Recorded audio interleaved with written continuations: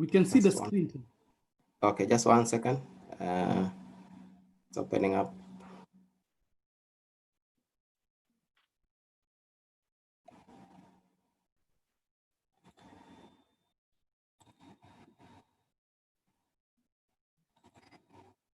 Yes. I'm about to start it right now.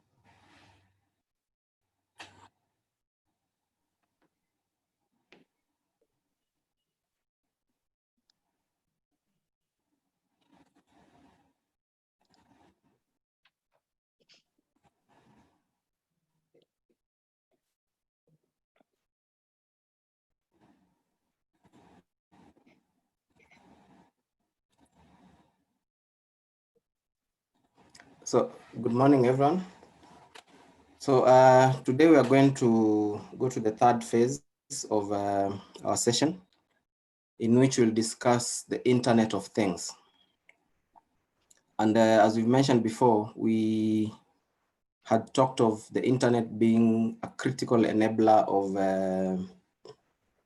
the SDGs, and it forms one of the foundational emergent technologies that are necessary for achievement of many of the other SDGs, as we'll see later.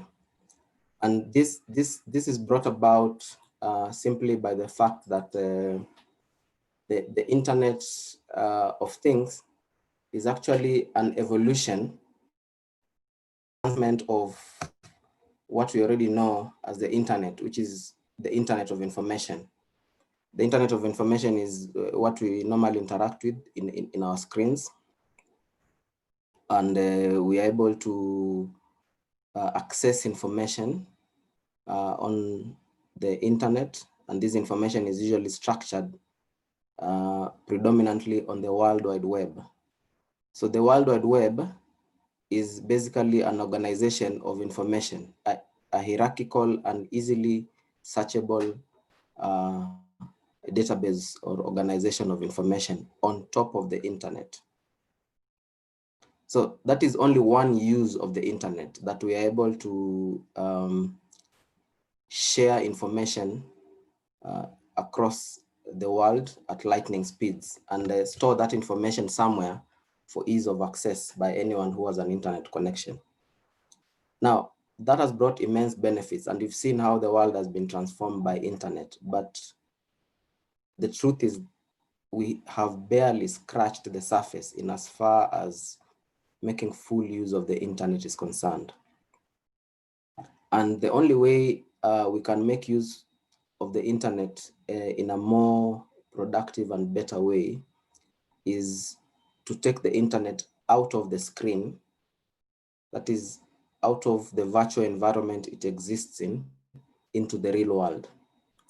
So that no longer are we talking about the Internet of Information, but we are talking about the Internet of Things.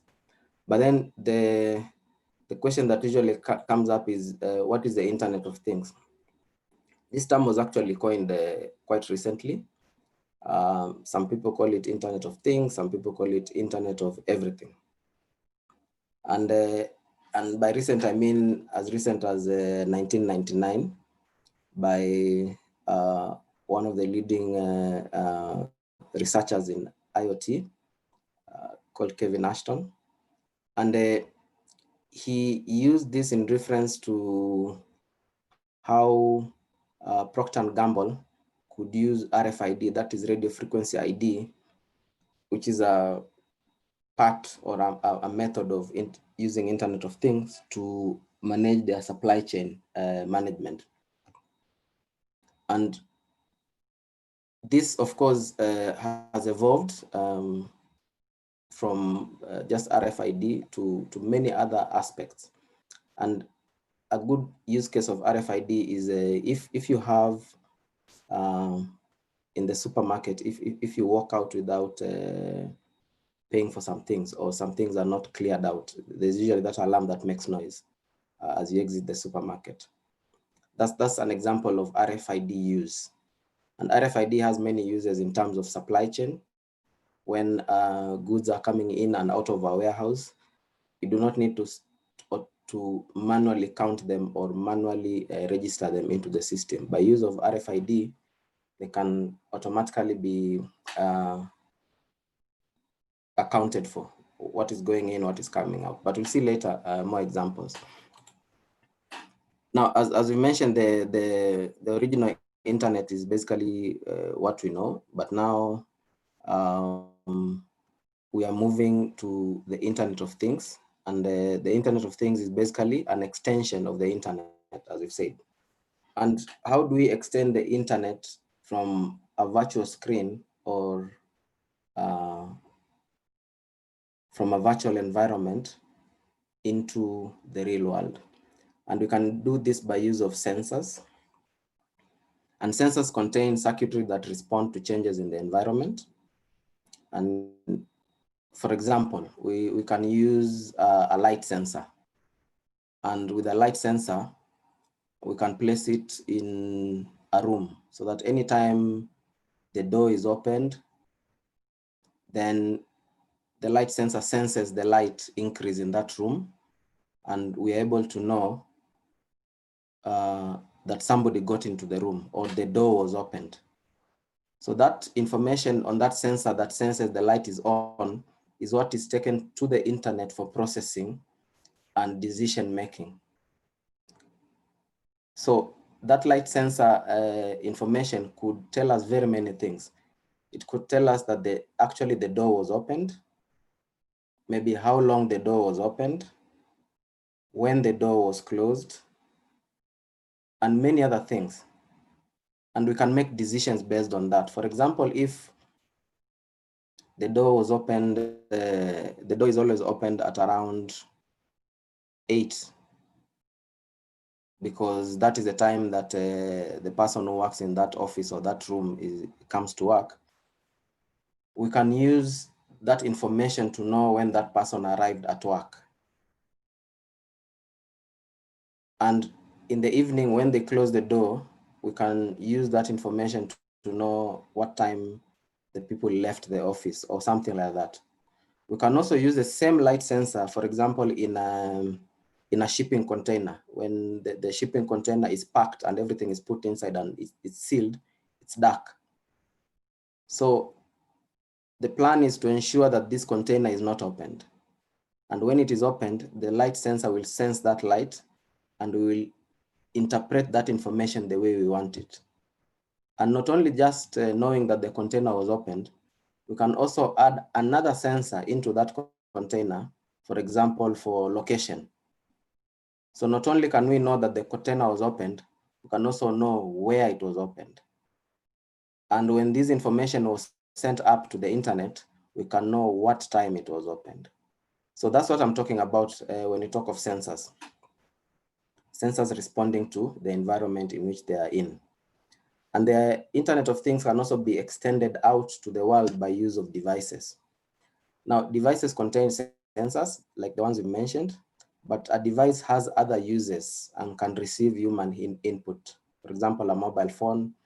A good example of Internet of Things that is common today is the Fitbits, the ones that people wear to exercise. Somebody wears it and at the end of the exercise, it tells him you've done 10,000 steps today, you've burned this number of calories. That is an example of a device that has sensors in it to collect Internet of Things data or to work as an Internet of Things device. Now, in general use, an IoT device and IoT sensors are usually used interchangeably. But in academic circles, a device and a sensor are two different things, and predominantly because in devices can receive human input, while sensors do not need human intervention to work. So unlike traditional internet, that where the human being actually interacts with the machine or vice versa, in IoT it's often machine to machine interaction, in that let's take that lorry that is carrying that container as an example of a machine. When any of the parameters we are monitoring or measuring changes, that information is sent straight to the cloud and interpreted and formatted, and it's stored, and decisions can be made on that information, or automatic decisions can be made. For example, in the case of that lorry container being opened, a decision can be made to immobilize the engine remotely. That is one decision. Or a decision can be made to void the warranty of the goods in the container by the fact that it was opened at the wrong place.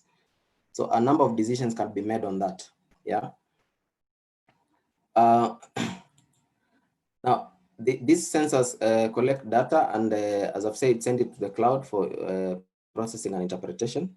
And I've given that example that I've shared there, where it can be used in a lorry, or it can be used in for tracking shipment, or maybe whatever we want to do to make decisions on.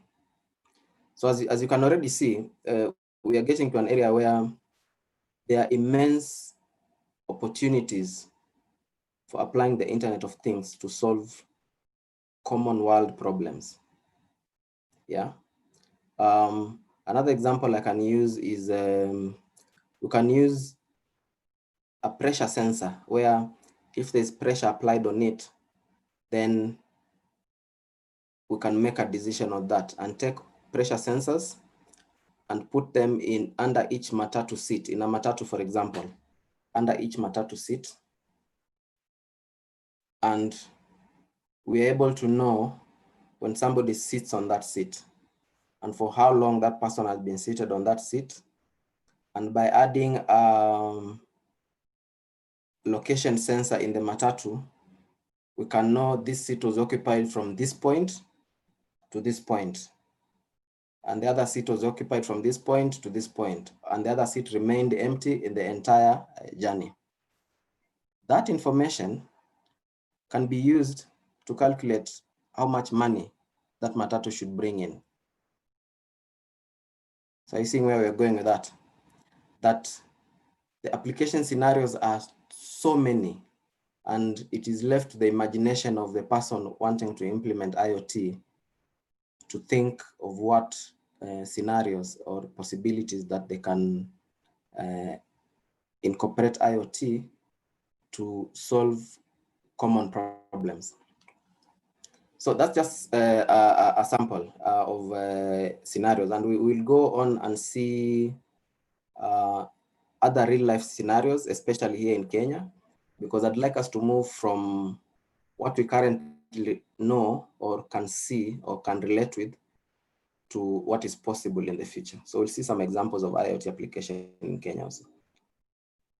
Now, just to clarify, IoT is not a recent phenomena. It's been there, but maybe under different names or under different applications, and it's been very predominantly used in industry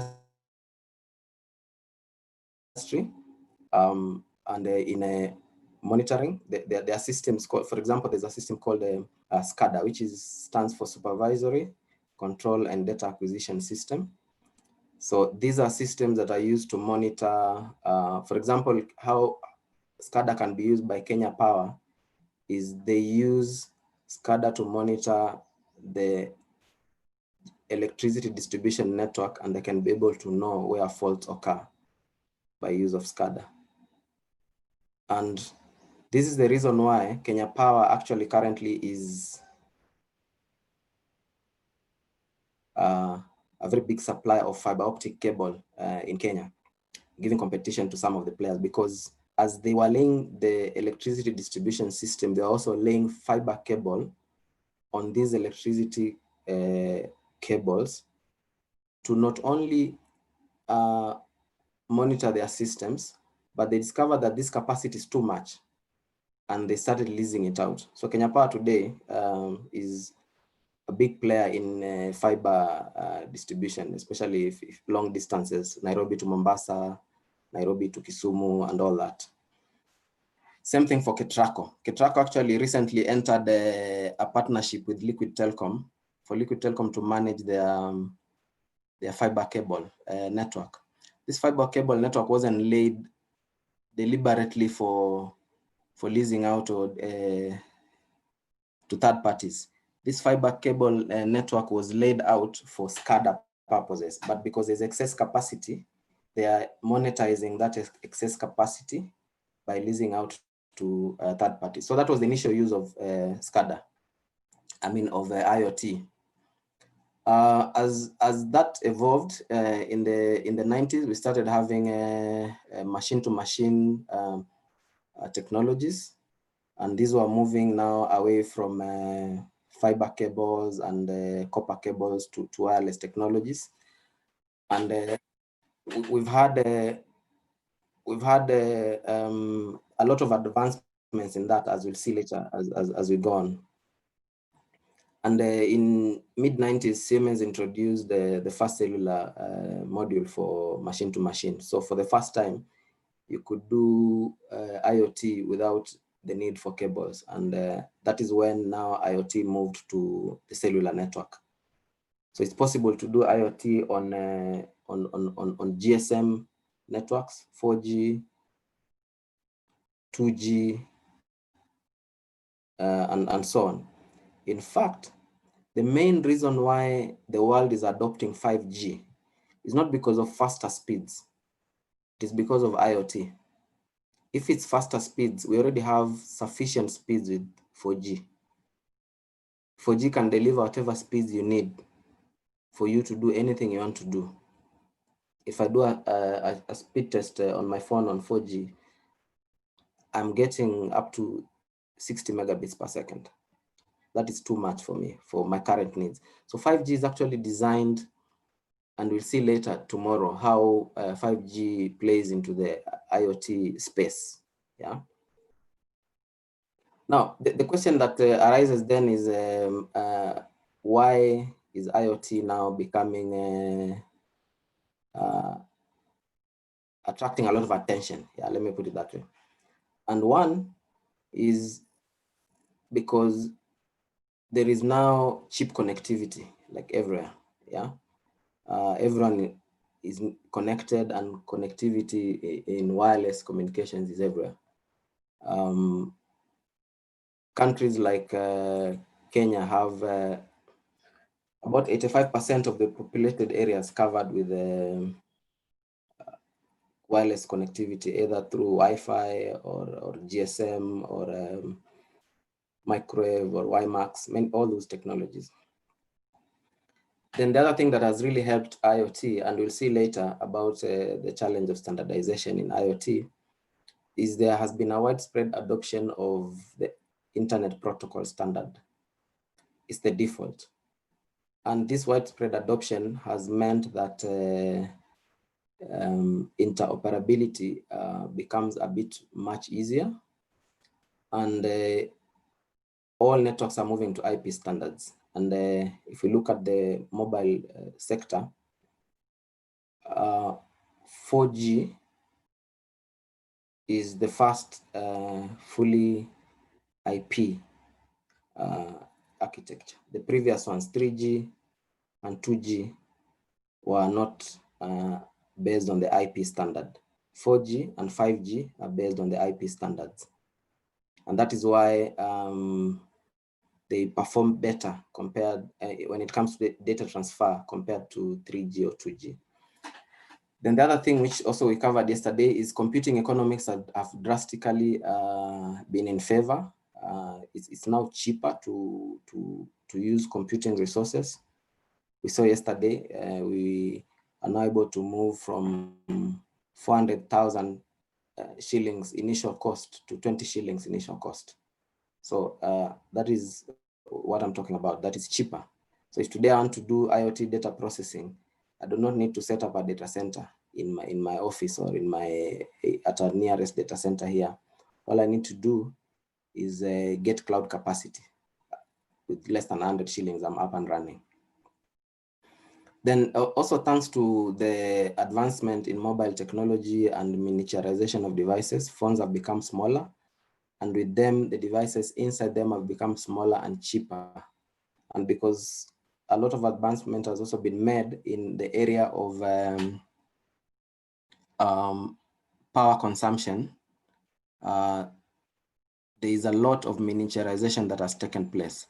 One of the biggest problems or hindrances to making electronics smaller is how to get rid of the heat that those devices produce efficiently. Yeah. And due to advances in how these systems are designed, it is now possible to make smaller and smaller devices. The other reason that has made IoT become popular of late, or attracting a lot of attention, is the advancements in data analytics. I'm sure all of you have heard a lot about big data. That's a word that has been thrown around a lot. Big data and analytics is something that has really advanced in the last few years. Right now, a data scientist is a professional, just like an accountant or a teacher or an engineer. So those advances and the algorithms that are used to crunch this data, and the speed at which we are crunching this data, and the amount of storage that is needed. And all this has been powered by cloud computing, as we saw yesterday. And in as much as we have all this data, there are so many sensors out there in the world, even today as we speak. As of 2020, this year, we are at around 30 billion sensors. The human population is 7.7 billion right now. So with 30 billion sensors, you can see the scale that you're talking about. And we'll see graphs later that show us the growth of IoT sensors over time. And of course, again, that data is too much, and you cannot have somebody seated down and looking at that data and making decisions. In the example that I've given of the container that has been tampered with along the way before reaching destination, immediately that tampering occurs, that engine needs to be immobilized. But what if the person who has to click the button to immobilize the engine, or make the decision that let me immobilize the engine, delays, or is not there, or is off duty? That is where artificial intelligence comes in. So the decisions that need to be made on IoT are predominantly now being made using artificial intelligence. That IoT sensors out there collect data, a lot of data, which is taken to the cloud, where it is analyzed using data analytics methods. And the data analytics methods that are used produce output, because when data is analyzed, it produces information. And this information, when it is consumed and applied, is what now leads to the benefits of IoT. And that is where now artificial intelligence comes in. So I'd like to play a short video on the Internet of Things on what I've just said. So just give me a moment, I play it.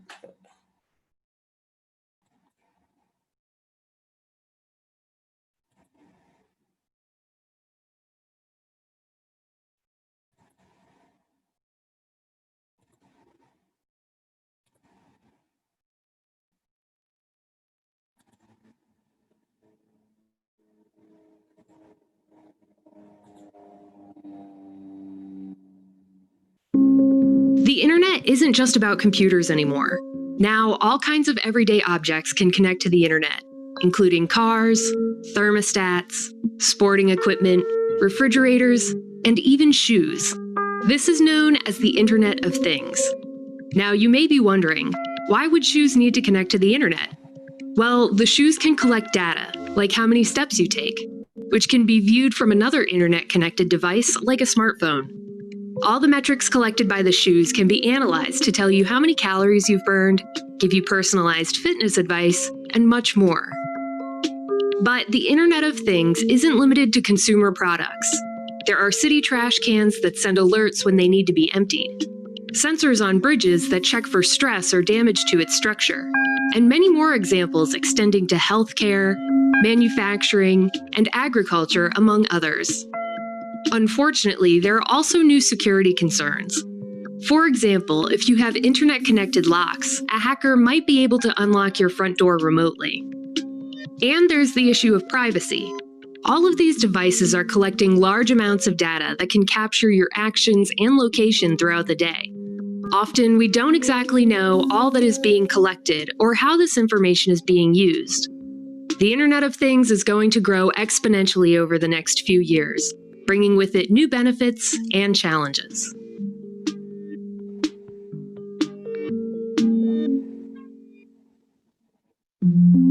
Goodwill Community Foundation, creating opportunities for a better life.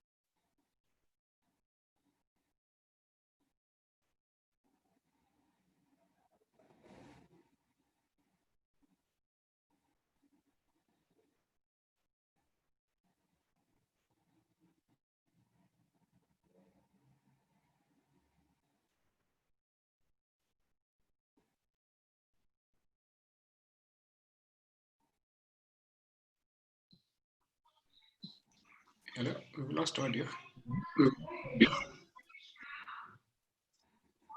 Or was it frozen?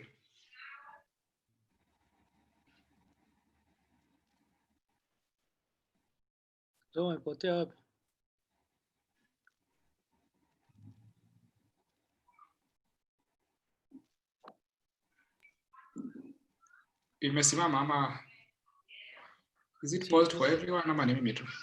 It finished. It was finished, yeah. It got finished, but Tom is not there.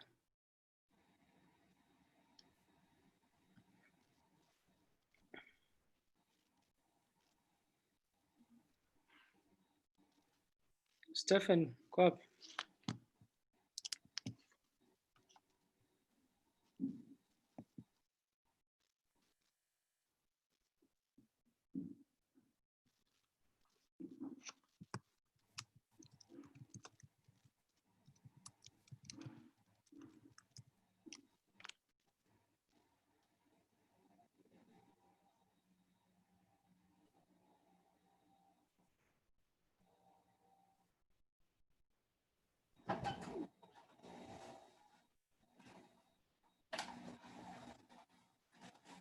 Sorry about that.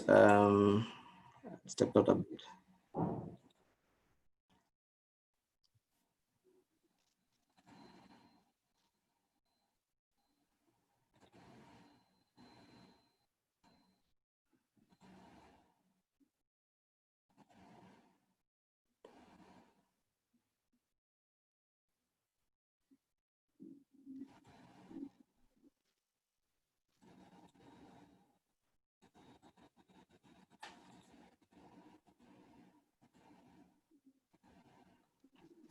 So the other question that comes into play is when it comes to IoT, what are some of the scenarios that can be used, and what is the industry saying about IoT, and what are the potential uses of IoT in industry? And because on one hand, we could be talking about an exciting technology, new, shiny technology that can do magic, but does the industry want it? Or are there real life applications of IoT in industry? So that's usually the question that that comes up when it comes to the use of IoT. So there's a video I'd also like to share, which discusses that, and this looks at insurance.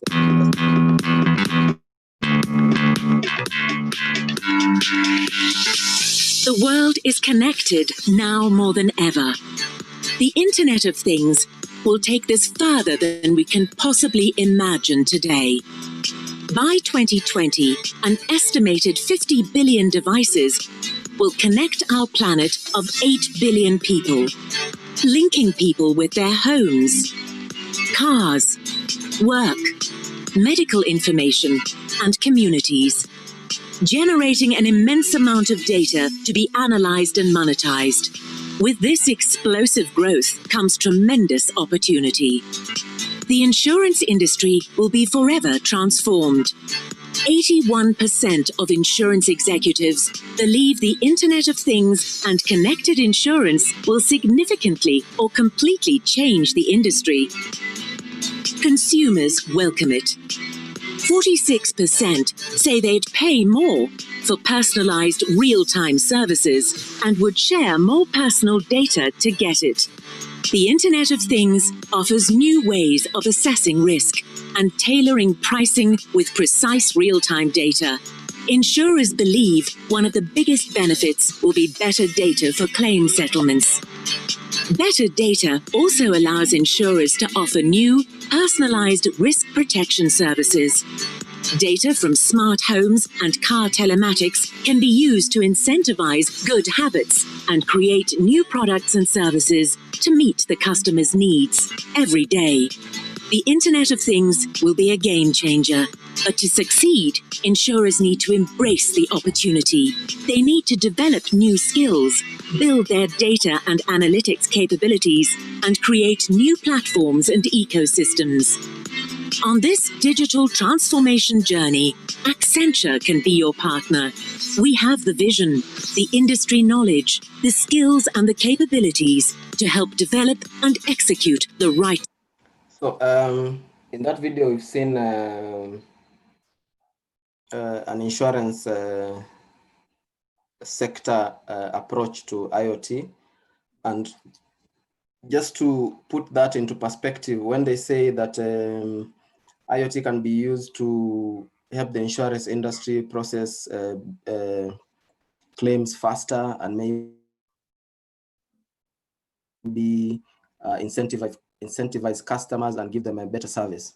A scenario in Kenya would be, currently in Kenya, we pay very high premiums for car insurance. I think it's about 7.5%.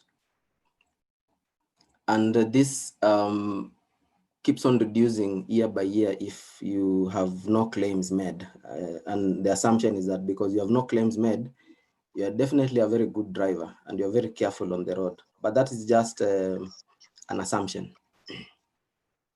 Now, with IoT, we could have an insurance company give you a policy And as part of the policy, they install IoT sensors in your car to monitor several aspects. They can monitor, for example, your adherence to speed limits.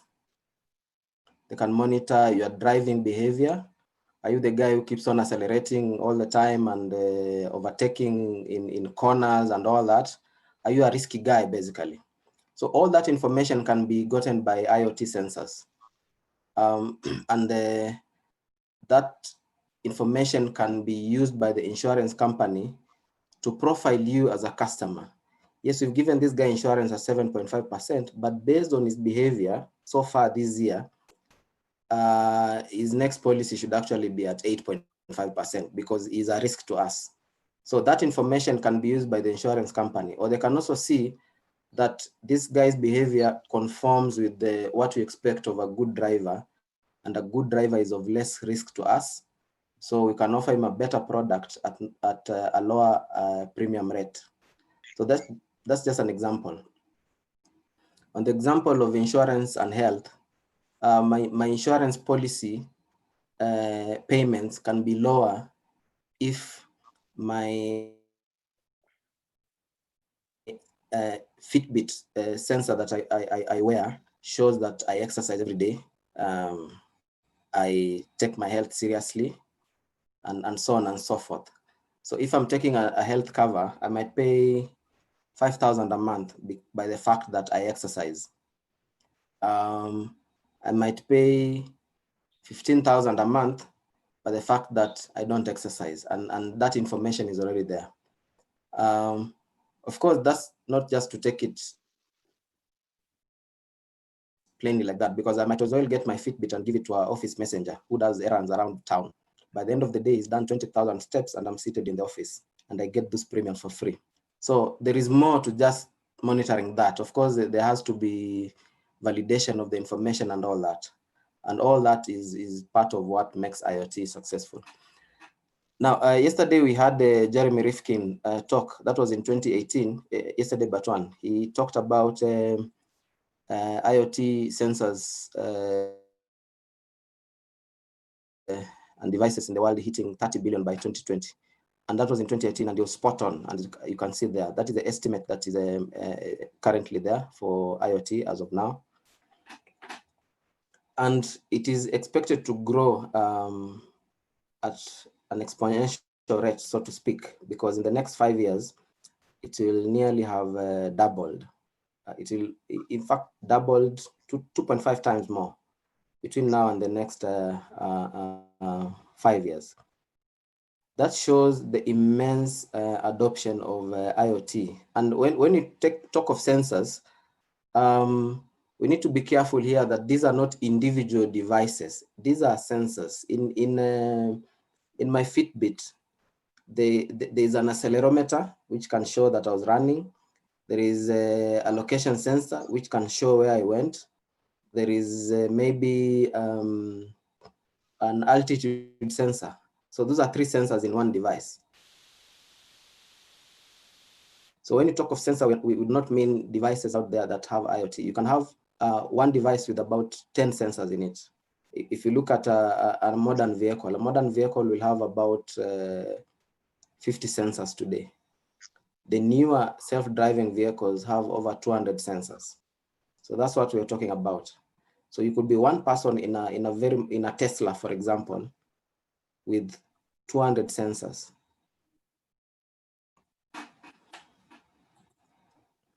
Now, some commercial use of IT in Kenya, IoT in Kenya, just to share as an example, is recently we saw, and in November last year, Safaricom wants to connect the coolers that KBL offers to their customers, the pubs and the bars and the restaurants and such. These coolers are usually offered by KBL for free to these bars. And by installing IoT sensors, KBL is able to know what is the quality of their produce. Number one, they can know how many times the cooler door is opened. They can know how many beers were put in the cooler and for how long, which means were they cold or not. You can also maybe measure the temperature in the fridge. Was it at the recommended temperature, or they were just using the fridge as a cupboard without electricity? Yeah, because without powering it, it's just another cupboard. So that information will help KBL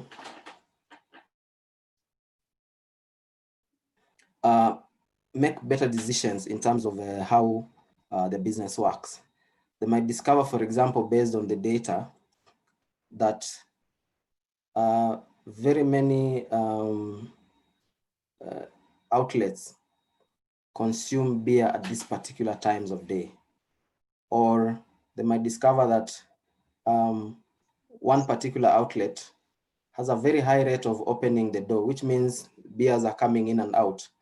So their business being so good, we might need to give them a bigger cooler or 2 more coolers for them to meet their demand. So that information can say that. If, for example, another way in which KBL can use that is in their kegs, these kegs that they put this lower end alcohol. So those kegs are usually distributed to mostly to rural bars, yeah? And what KBL found out was that they lose about 15% of those kegs. Some are converted into jiko ya makaa, some are converted into containers for carrying water, some are used for other things. And you see a keg is an aluminum container. Aluminum is expensive. And one keg could cost about 30,000 shillings to import into the country. And by the use of 1,000 bob shillings sensor, IoT sensor, which can be embedded into this keg, KBL is able to do several things. They can be able to monitor, one, the quality of the keg inside, as in whatever is inside there, is it their product? Because the alcohol that they produce has a particular pH and a particular chemical composition. So there can be a sensor that can sense a particular pH. So if, I'm not privy to the chemistry, but let's say the pH of beer is at 6. For that alcohol is at 6.2. So if it changes to 5, it means either the beer is stale or the person who owns the keg is putting something else in that keg, which is not the intended use. They can also, the same sensor can also tell the location of the keg. So if kegs are lost, they can be traced by use of IoT. Yeah. So there are many uses that can be applied in the commercial space for IoT. So a business like KBL has an immense opportunity to utilize the Internet of Things. They can also use, I'm not saying that's what they're doing, but they can also use Internet of Things to track their distribution lorries, where they've gone, at what time did they deliver beer to a certain depot or a certain bar, how frequently is a certain depot visited by the lorry that delivers alcohol there? Because that information, if there's a lorry that goes there every day, then it means this is a very good depot. Do we need to send a bigger lorry so that we send the lorry twice a week?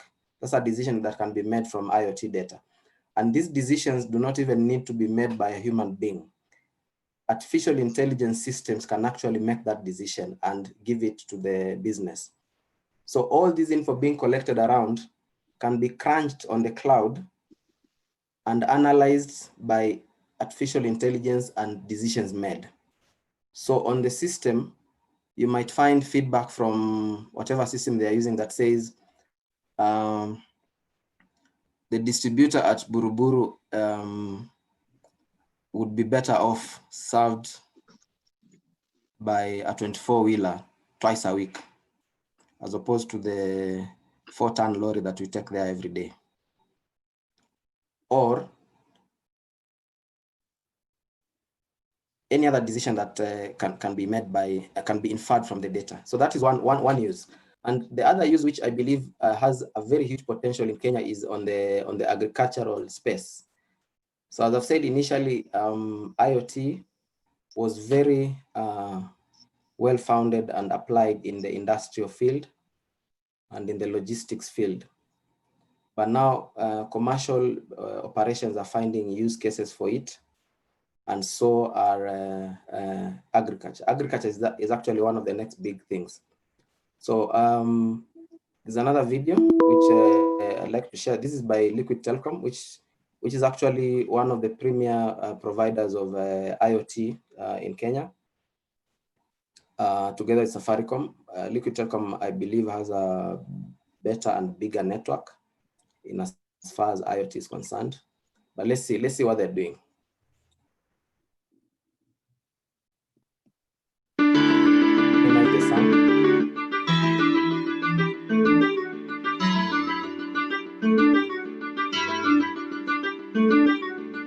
So the Census Africa project is an initiative incubated by Code for Africa that looks at empowering citizens with the data from low-cost air quality, water, and noise sensors. We've been fortunate enough to be able to deploy 68 air quality sensors across Nairobi, 1 sensor in Kisumu, so that's a total of 69 in Kenya.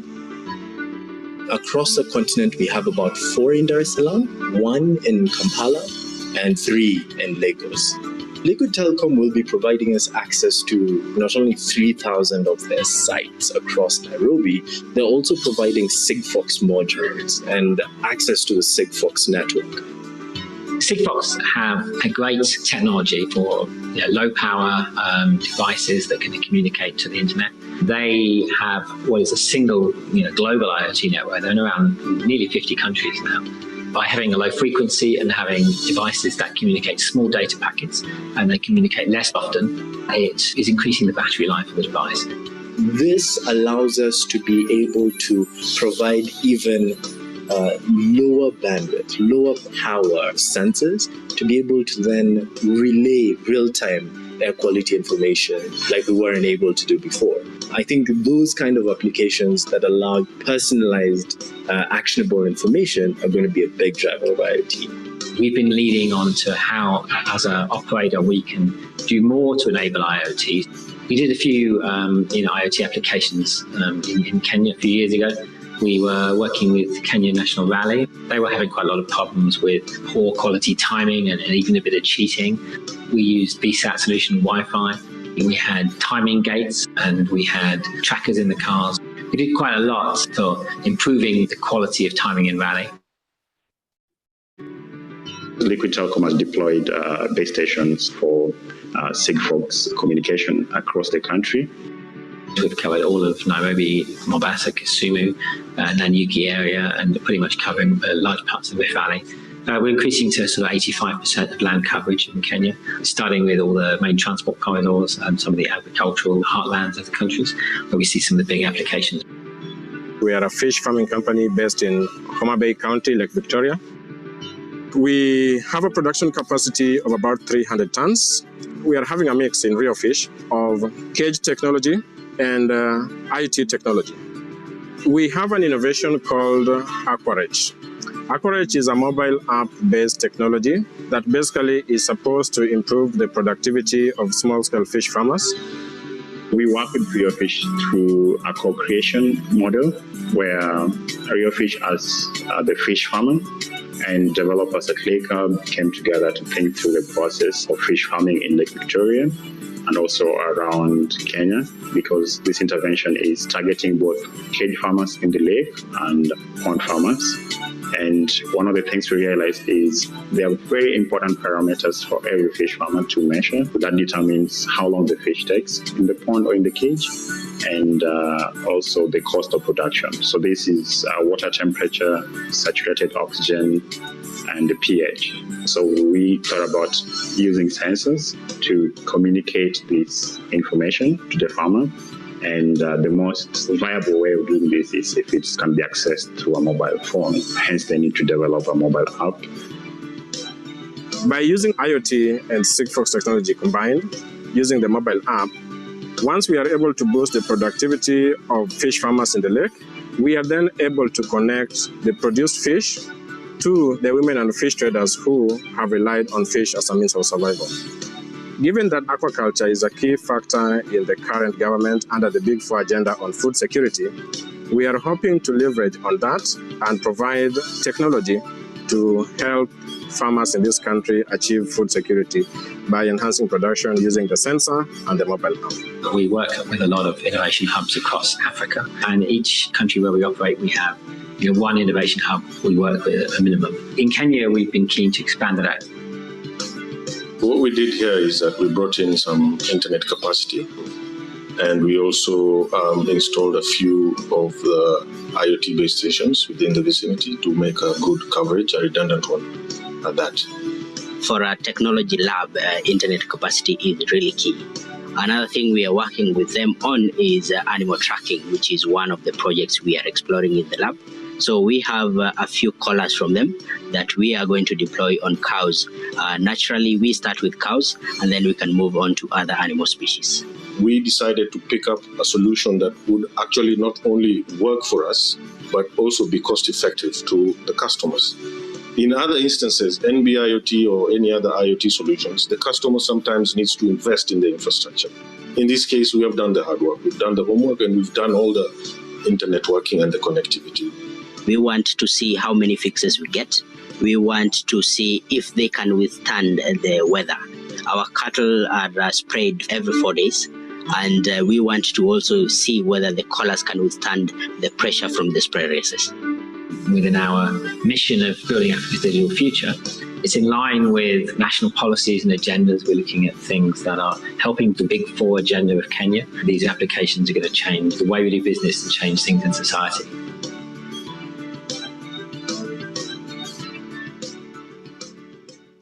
So as you've seen there, that was actually a very good video showing real-life use cases of IoT in Kenya.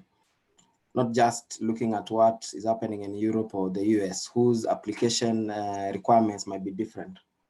So in the case of the fish farm, by just opening the app that's shown there, they can get data from IoT sensors in the lake that measure things to do with the pH level of the water, the oxygen levels in the fish ponds that they're using. And many other things, including if there's presence of disease-causing pathogens in the water. Or even the water, maybe the water is now too dirty and needs to be changed.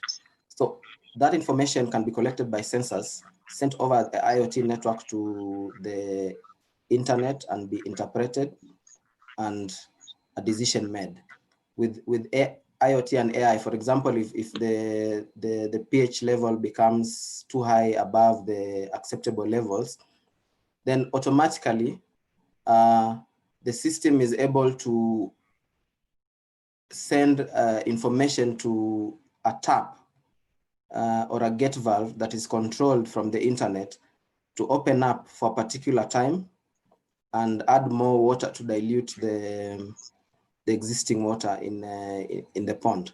So all that can be done automatically. You do not need somebody now to go and maybe take action. So if the acidity is high, then more water is added. If the oxygen levels are low, maybe a stirring mechanism comes into action and stirs the water to oxygenate it. In the example of Olpejeta, they're currently, as we've seen there by the head of technology, who's a very good friend of mine. They are able to track the movement of the cattle within their ranch, and they can now, after that, advance that maybe to the rhinos, the endangered rhinos. By having IoT sensors on them, their movement can be tracked around to see where they are at any given time. These sensors can track movement, they can track heartbeat, they can track very many things to do with whatever is of interest to them. Olpejeta has also used IoT sensors in the fence, yeah, where if poachers try to get into the ranch through one area of the fence, they're able to immediately know where the breach has taken place and take action immediately. Traditionally, you have wardens going around checking whether there is any damage on the fence, which might be too late. So that is one use case of IoT application in Kenya, and it's a very good example of how IoT can be used to meet some of the SDGs that we mentioned, and that video put it very clear. Now, what I'd like us to do is maybe take a break, 5-minute break. Then we come back, and after that, we'll look at further use cases on how IoT can play a key role in helping us address some of our challenges in the country, in as far as development and SDGs are concerned. Is that okay? So, okay. No problem. Thank you. So we can converge after 5 minutes.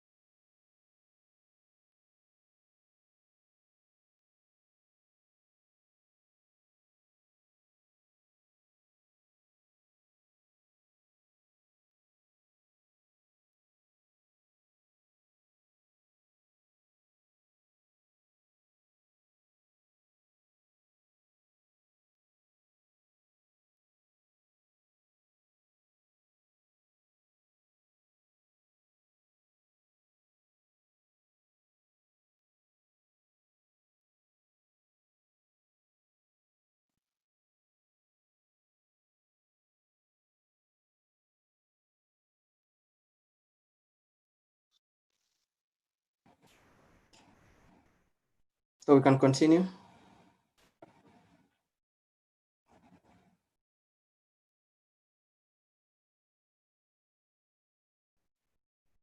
Are we all back? I see we are 12, so we can continue.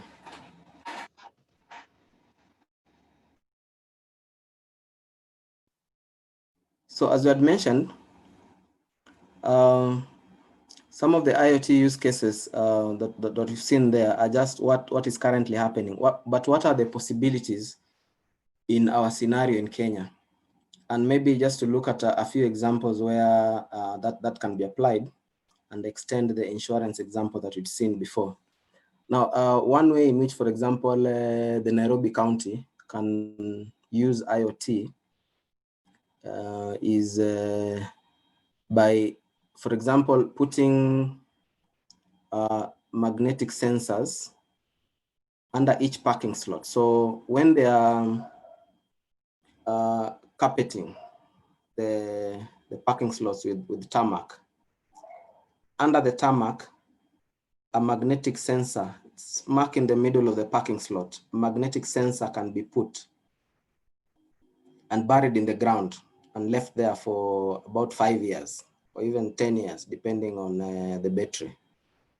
And what would happen is that this magnetic sensor under each parking slot, if a car parks on that slot, of course, a car being a ferrous metallic body, will activate the magnetic sensor, and a signal will be sent by the IoT device to show there's a car parked on this slot.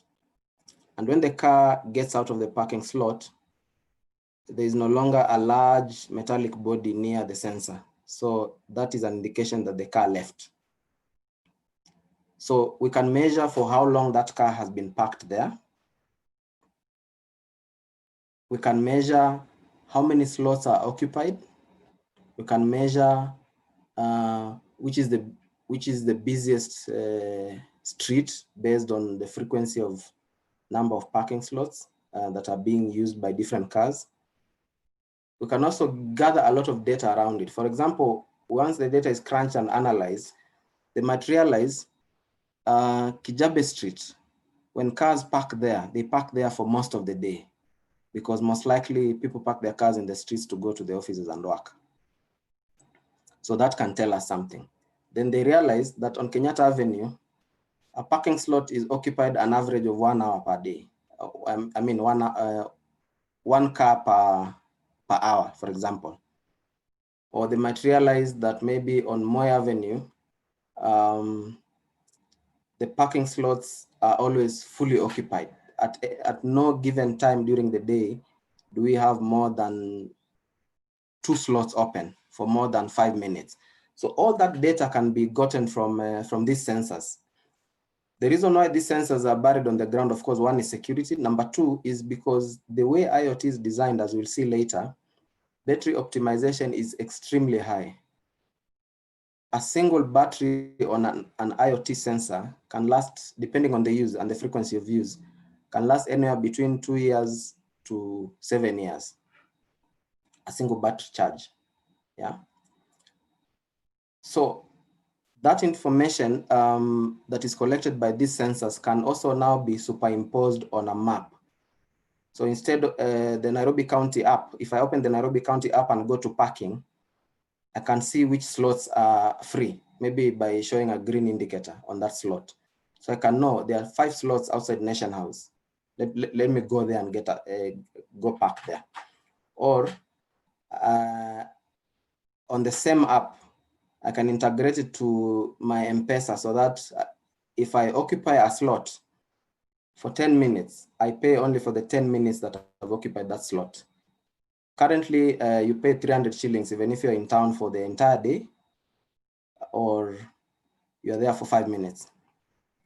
This data can also be used by the county to maybe monetize some areas. They might decide that because Kijabe Street people are parking for longer, let us charge them 400 instead of 300 shillings.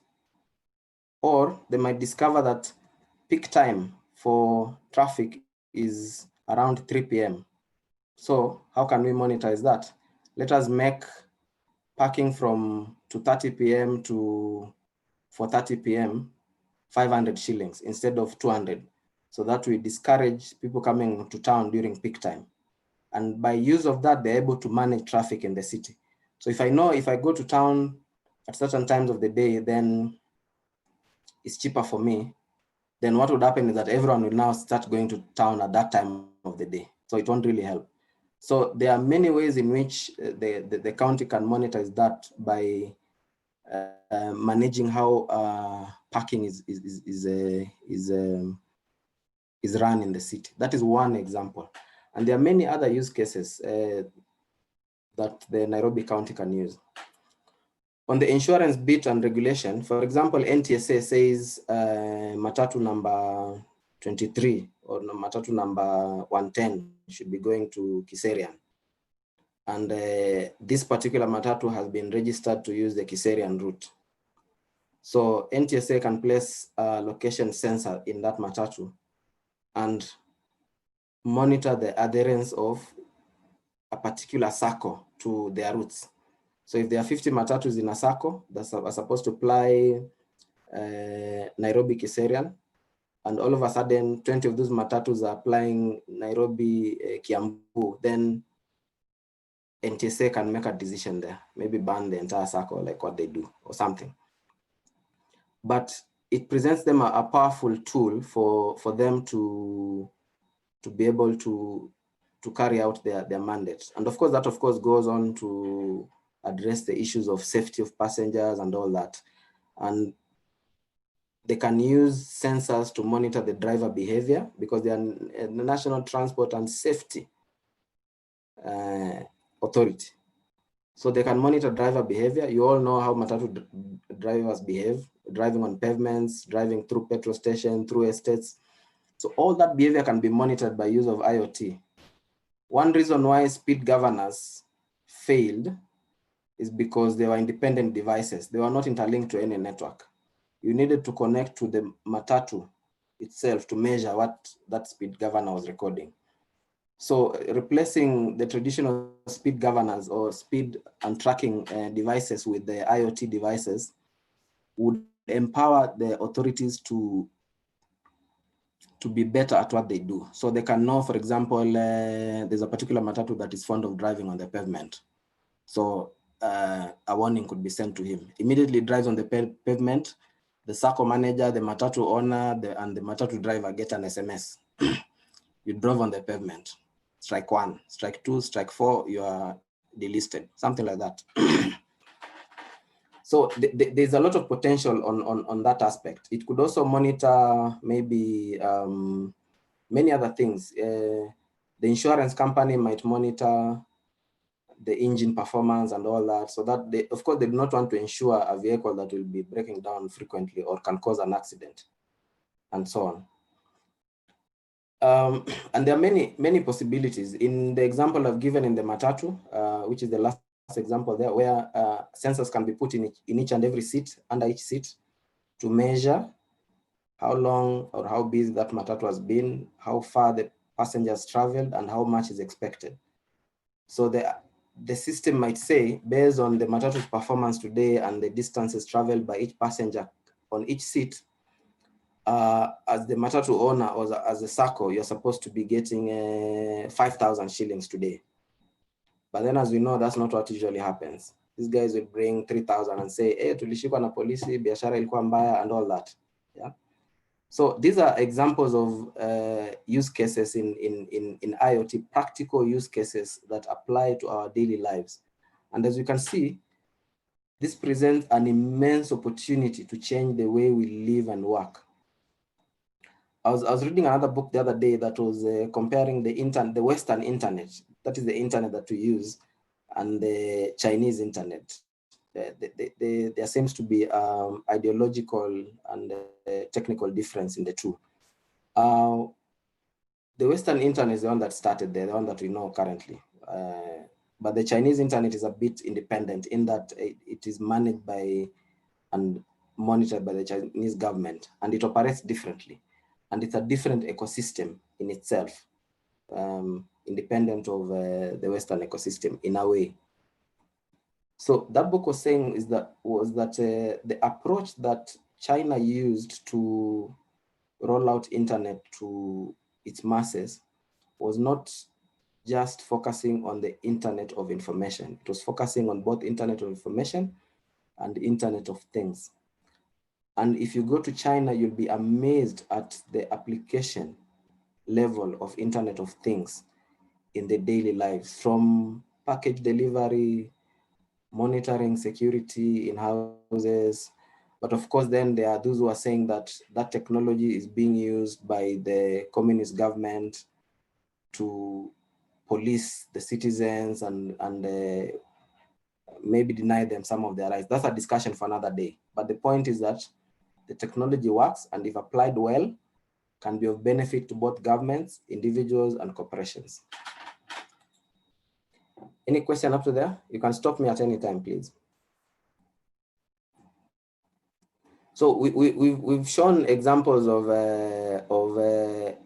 real life scenarios currently, but what does the future look like for IoT? We've talked about an insurance company installing a sensor in a vehicle to monitor the driver behavior and so on and so forth. That is now, that is what is being done now. But what are the possibilities? So let's watch this.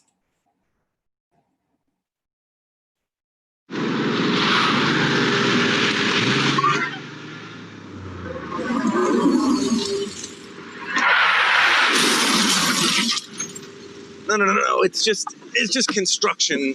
That's all. No. I'm not driving. Are you okay? Yeah. You? I'm good. Oh no, not you. Listen, I'm gonna have to call my agent. I'm gonna get right back to you. Mr. Burton, this is Insure Corp. We've received sensor data that indicates you were in an accident. Are you injured in any way? I'm not injured, no.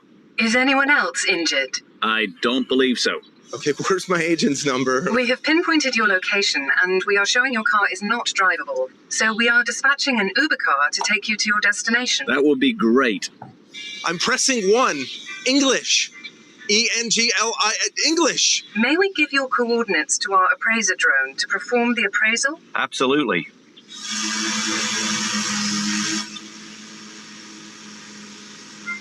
So the appraisal is being done. We have received the photos, assessed the damage, authorized the repair, selected a qualified repair facility, and have dispatched a tow truck to take your vehicle to that facility. Perfect.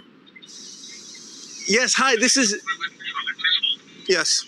Oh, hold. We have looked up the other vehicle's insurance, transmitted the appropriate data to create the claim, and filed the California SR1 accident report. Can you confirm the information is correct on your phone, then hit the accept button? I'll check it right now.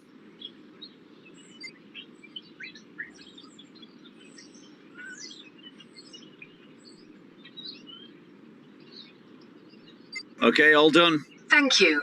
Your Uber car is arriving now. I see it coming. Accident, not payment. Accident. Your tow truck should be there now. Don't forget to leave your keys in the vehicle. Thank you for using Insure Corp, powered by Pivotal Labs.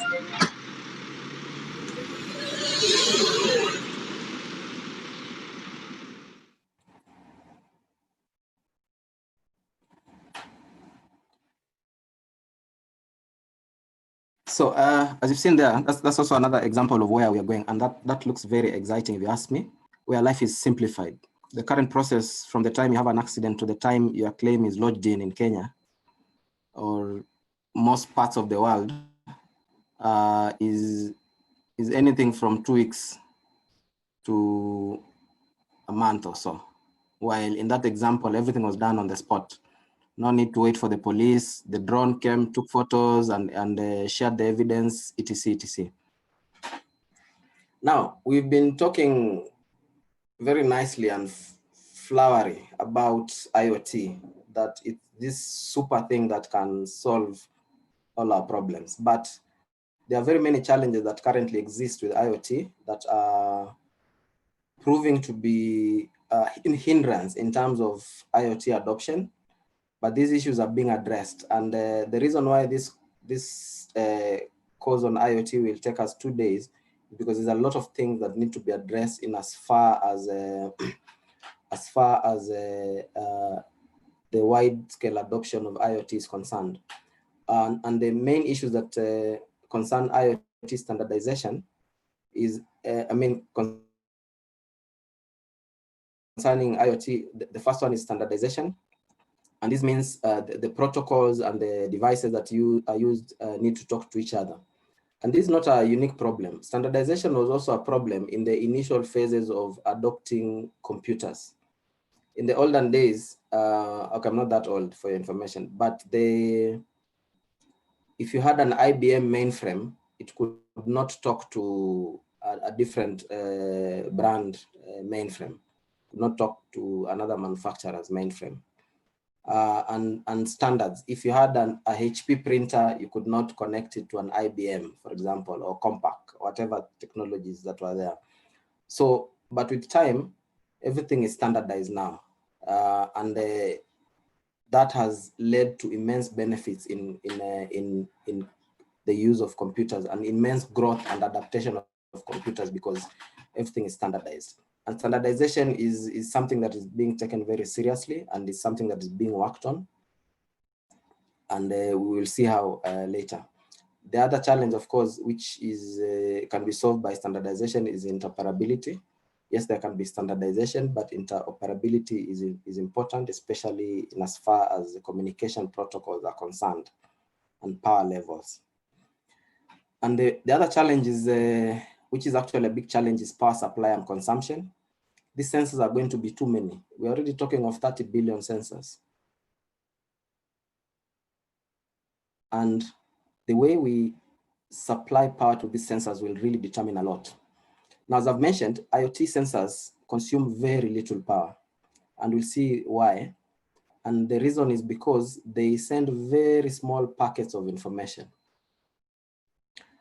Right now, on the current existing standards for internet communication, you'd send 64,000 bytes for every piece of it, at every turn that you send information. IoT can send 2 bytes at a minimum, while the current standard sends 64,000. So that talks of higher processing. It talks of higher bandwidth consumption if you're not using IoT standards, and it talks of power supply.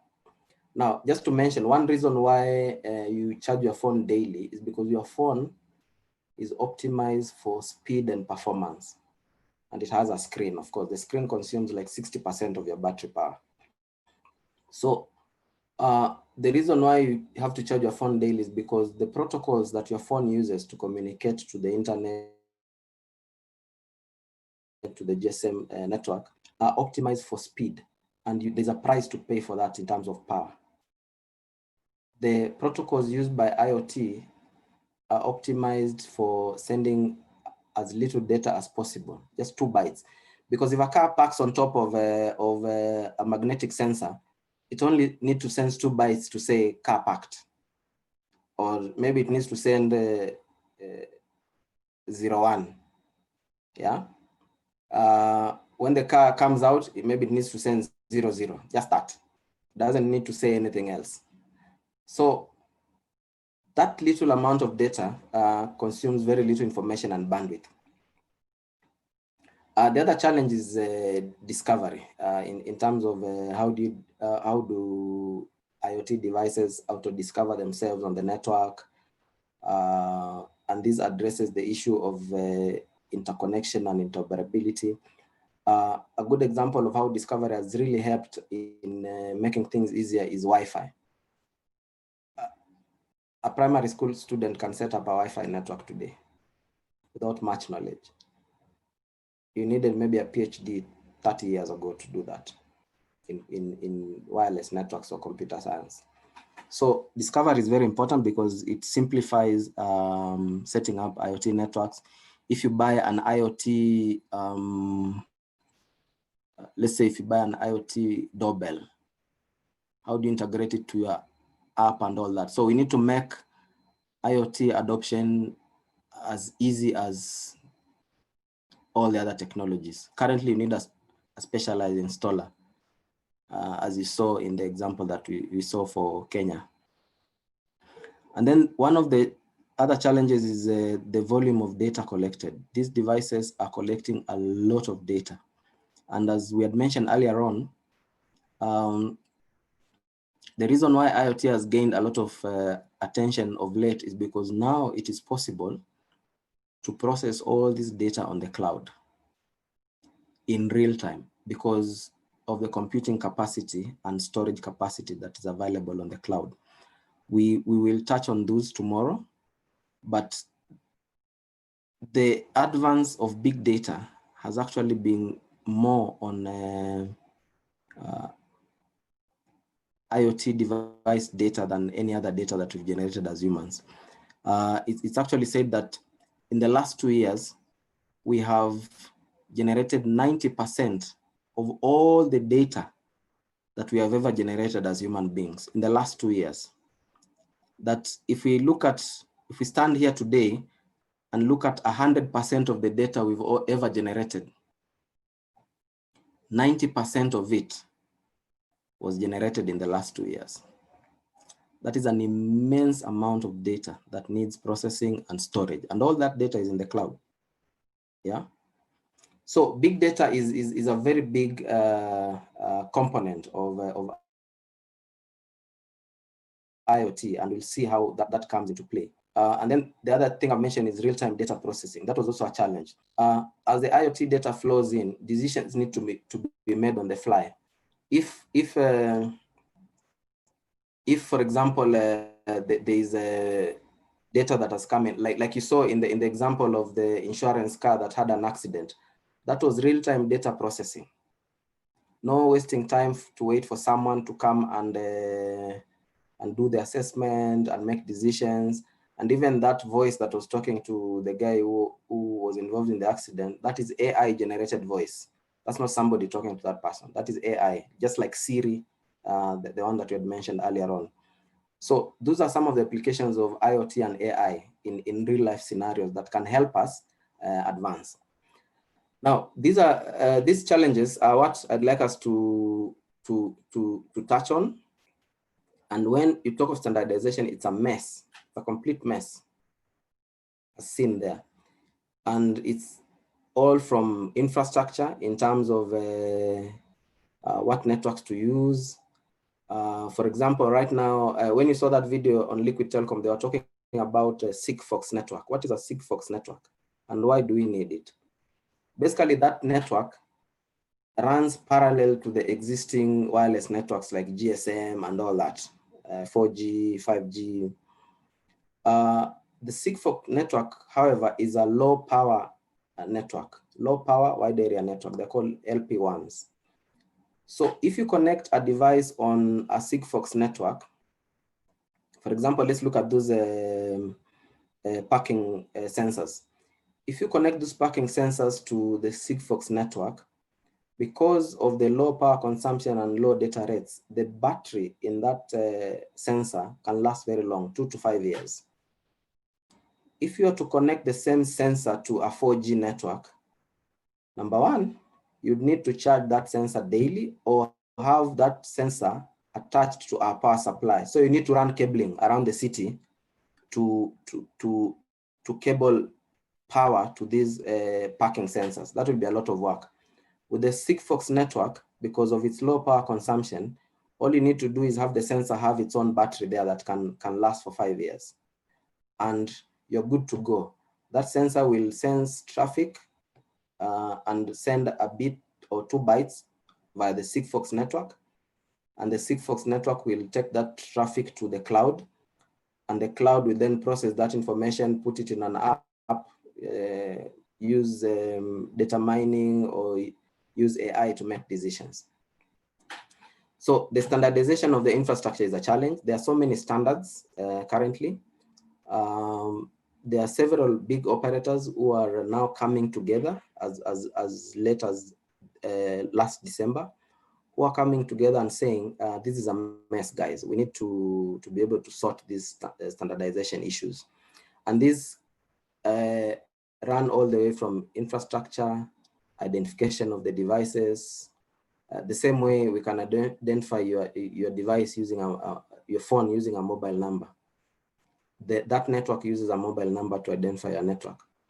And we saw the other day Safaricom releasing digits for IoT. I don't know who saw that press release by Safaricom, where they had said that they are coming up with the new mobile number digits, where the current digits are usually 10, yeah, like 0721 123 456. Those are 10 digits. So Safaricom announced that they are coming up with a new 12-digit addressing scheme for mobile numbers for use in IoT. So you have 0721, maybe 1, 2, 3, 4, 5, 6, 7, 8. So 2 additional digits. And what that will do is that it will increase the available pool of numbers that Safaricom can use to identify IoT devices. So an IoT device would have a mobile number, for example, yeah, something like that. And many other things. I've talked of discovery. I've talked of data protocols where instead of using the standard IP packet, which sends 64 kilobytes of data per frame, protocols like MQTT, which is message queue telemetry transporter, can send only 2 bits. So instead of using the existing internet network that we use to browse the internet, download files, and watch cat videos, which is optimized for speed, I need to watch my YouTube video without buffering because I need that to happen. And I am willing to pay a price of power for that to happen. In IoT, it's a different story because we need to use as little power as possible. Then there are many other things which we really won't go into, but as you can see there, standardization is still a challenge. And there's a lot of work going on in terms of making sure that the IoT standards are formalized, and it really helps. Right now, when you talk of Wi-Fi, you are talking of a particular standard, IEEE 802.x. So 0.11, point whatever number depicts different standards for Wi-Fi, yeah? So the same thing needs to happen on IoT communication. Now, when it comes to interoperability, as I mentioned, there's no really solution at the moment that or provider that can deliver end-to-end IoT solution on their own. And I'll give you an example, like the example we saw there. Number one, the provider here was Liquid Telecom. The network service was, or technology was by a company called Sigfox. That data goes to the cloud on Amazon or on Microsoft, where it is processed. That data then comes down to that guy, to that fish farmer in his phone using 4G into his app. So you see, there's no single person providing IoT there. It's a chain. It's a list of people. It's an ecosystem, basically. That's why you're saying that IoT is an ecosystem game. It's not somebody who will come up and say, I'll give you an IoT solution here. That app that guy was using was designed by a developer seated somewhere in Nairobi to meet that need. So there is need for interoperability and standardization so that when a customer is buying IoT service, he's very sure that if I go to the developer and tell him to design for me an app, he won't start telling me the programming language libraries does not recognize this protocol. Yeah, so that is what we are talking about. And then the aim of interoperability is one, it will significantly make it cheaper to deploy IoT. Yeah, the same way interoperability made it cheaper to own a computer or use computing resources in the early phases of computerization. The same effect will be felt in IoT if there is standardization. Now, any question up to there? Sorry.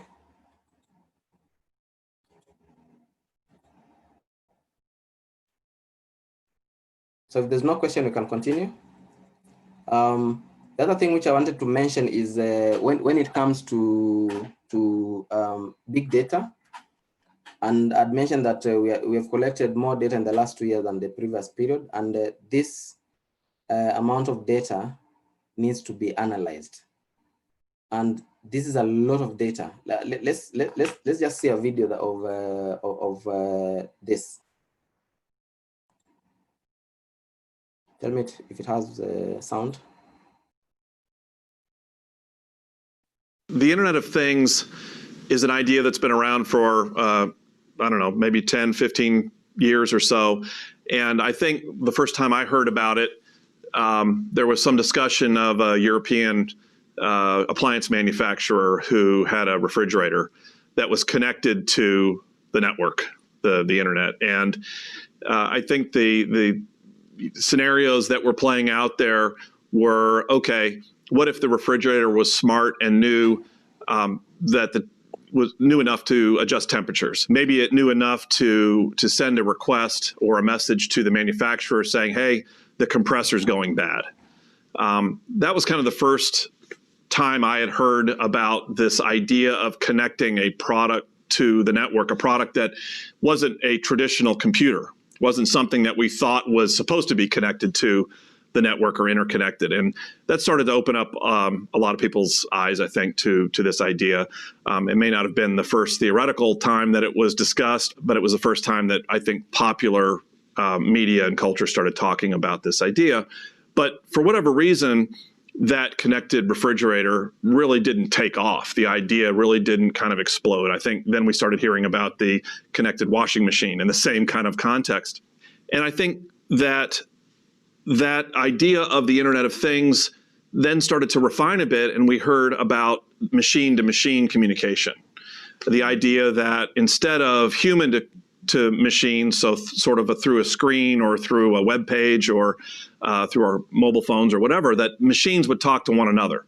And so the idea of a stock quote generating a message that would be sent to another machine that might think about, okay, now I may need to make a trade, so the automated trading world, or a weather forecast that's reported online, triggering a message to another system that's going to adjust stock levels. So this idea that machines might talk to one another without a human in between was sort of a refinement, I think, of the Internet of Things idea.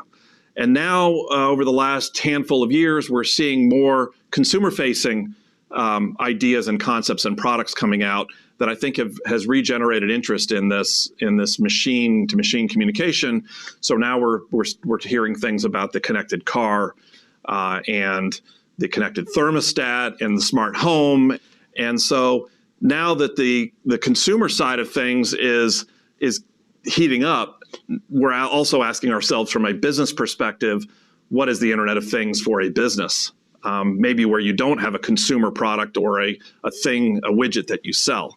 Maybe you're a services company or a bank. What does the Internet of Things mean for a business like that, particularly a services company?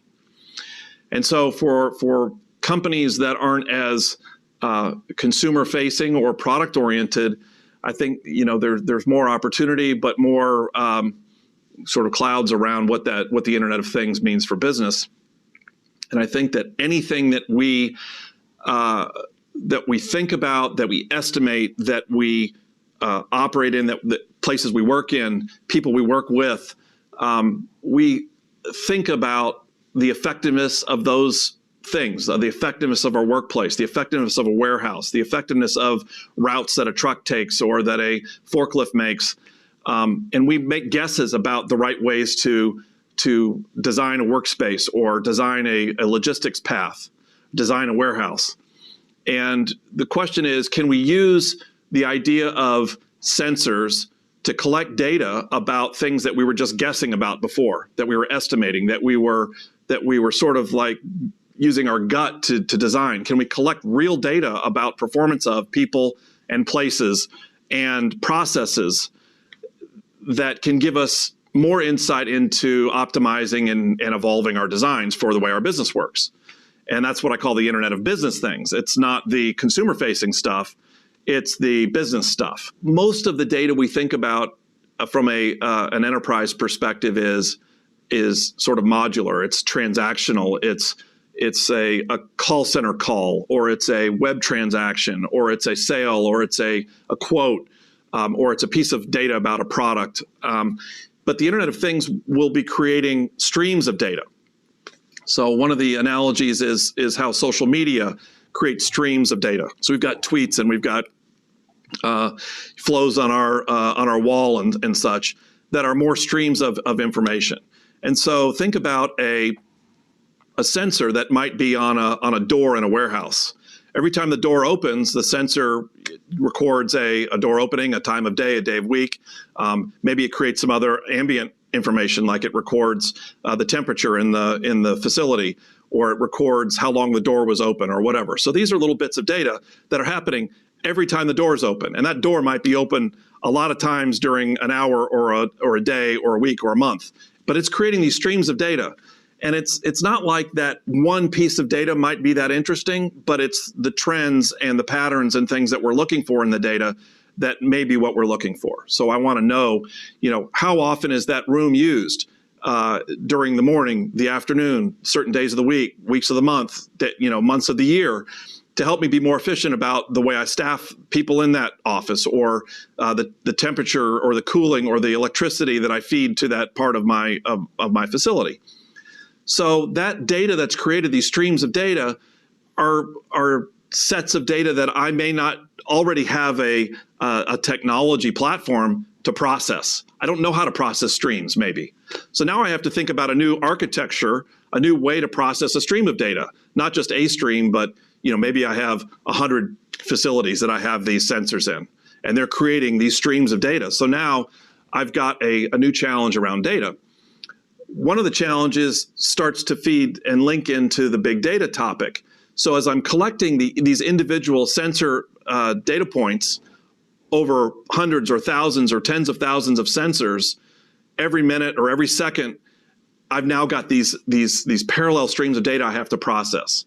And so it's unclear exactly how much data I would want to keep for how long, but it's certainly a new kind of data architecture, and for some companies will be a big data problem, because there's going to be a lot of this data for large companies, for a lot of sensors and a lot of facilities, or a lot of products that they want to track, or whatever it is that they want to get more insight into by putting tags or sensors on them. So to me, this is one of the sort of subdomains of big data around sensor data, streams of data, that we're going to have to think about new architectures and new designs for, and new technologies for capturing them, storing them, processing them, aggregating them, analyzing them, and so on. So I think it's going to be a real interesting evolution to see how the big data technologies and technologies in general are emerging to deal with streams of sensor data. So as we've seen there, it really speaks to the challenge of big data. And that's one of the things that organizations need to look at. If an organization is planning to embrace IoT, the putting of sensors into vehicles, into buildings, into their produce and all that is the easy part. The connecting of those sensors to the internet using maybe a Sigfox network or a 5G network, whatever technology that you want to use that suits your requirements, is also an easy part. The challenge becomes more difficult when it comes to analyzing the data that these devices are collecting, because we might be thinking of maybe one sensor per device, maybe in a container. But when you look at an organization like Boeing, for maybe just a fun fact that you should know, majority of the aircraft that you see around, flying around, even if it's owned by Kenya Airways, most of those engines are usually leased. Rarely do companies buy those engines. Those engines are very expensive. So they're usually leased from the engine manufacturers. And what usually happens is that these engines usually have a lot of sensors that collect a lot of data about the engine operation, the engine efficiency, the engine use. So automatically, Boeing does not need to keep a track of all these engines and when each engine needs repair, because these engines are being used by different airlines at different times. All that data is collected by IoT sensors in the engine. And there are so many in one engine. And that information is now used to make decisions on which parts need replacement, when the engine is due for repair, and because it's a lease, how long the engine has been running, because they are paying based on how long the engine has been running, not based on time. So an organization like Boeing now is able to utilize IoT in a large scale. And those are so many sensors, and that is a lot of data from all these aircrafts that is being sent to them. How fast should they process this data? How fast should they store it, and so on and so forth. So the big data challenge is actually a big problem. And as you mentioned, the issue of power consumption. And power consumption is basically what we've discussed, in that if we can send smaller bytes to send information like door has been opened, or car has been parked, or seat has been occupied, or seat has been unoccupied, in just 2 bytes, we would be able to significantly save on the bandwidth that is being used, and significantly save on the power element as such. And the systems themselves are designed in such a way that they aid in ensuring that the IoT sensors use less power. For example, if the seat where somebody sits in a matatu has a sensor and it sends a signal that the seat has been occupied, it does not have to keep on sending a signal every other 1 minute or every other 5 minutes to show that the seat is still being occupied. No. Immediately sends the signal that the seat has been occupied. The system on the internet, the IoT core on the internet, will save that state. And it will work on the assumption that that seat is occupied for as long as it does not receive contrary information. So when the seat is unoccupied and sends another 2 bytes to say this seat is now free, that byte will be sent out and the IoT device will disconnect. So that is massive power consumption savings there.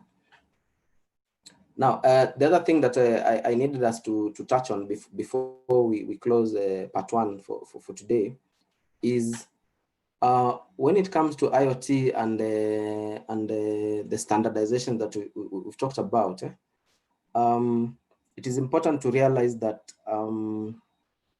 it does not mean that the most popular standard is the best for a particular use case. Yeah. So there might be other unpopular standards or least known standards or technologies. For example, Safaricom uses NB-IoT, that is narrow broadband IoT networks, while Liquid Network, which is on Sigfox, uses LP1, which is low power wide area network. The two can achieve the same, but they have their own unique properties and unique differences. And it depends on the use case. And this is what we'll cover tomorrow in terms of people are talking of 5G. How does 5G come into play in IoT? How do the low power wide area networks, such as the Sigfox network, come into play with the IoT? What I'd like to do is share with you a map of the Sigfox network in Kenya, just to show you how wide the coverage for IoT is in Kenya.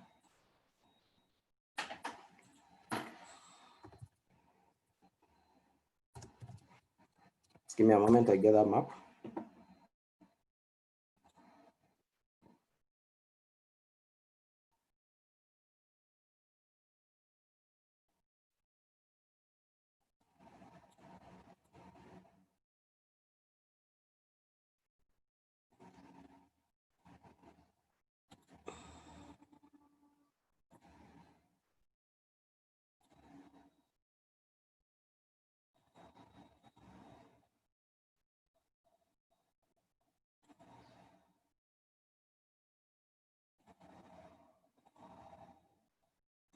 So let me know once you see it.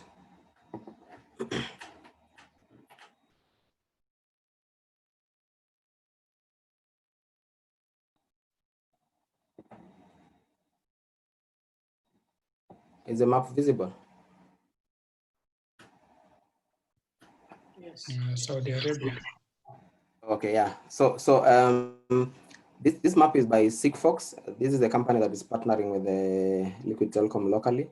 But in other countries, they've partnered with other providers and so on and so forth. And as you can see, in Africa, Sigfox intends to go to Nigeria. They intend, as you can see in Kenya, they are already there on those dotted those dots. So let's zoom into Kenya and see. So this is the Liquid Telecom Sigfox network. And based on where it's covering, this essentially covers about 85% of the Kenyan population, as Ben Roberts mentioned in that video on Liquid Telecom.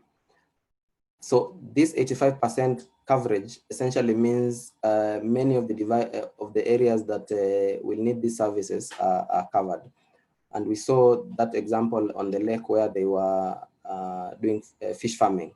So there's coverage well into the lake for those who are doing fish farming there. And what this shows is that right now, an organization such as EABL, for example, or maybe a logistics company like DHL or Aramex, can use the Sigfox network in Kenya to do IoT and track the movement of their goods, or NTSA might decide we are going to buy sensors and put in every matatu, or the insurance companies might decide we want now to offer better insurance services.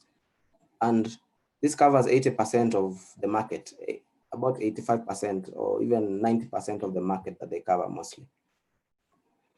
So this is very good, because what it shows now is that we are at the cusp of IoT adoption as a country, because there's already a network. This is very impressive, considering if you look at Africa, we're only talking of Kenya, South Africa, Mauritius, the Cape Verde Islands up there, and a very small section of Morocco, which is a spillover from Spain, I think, and Europe.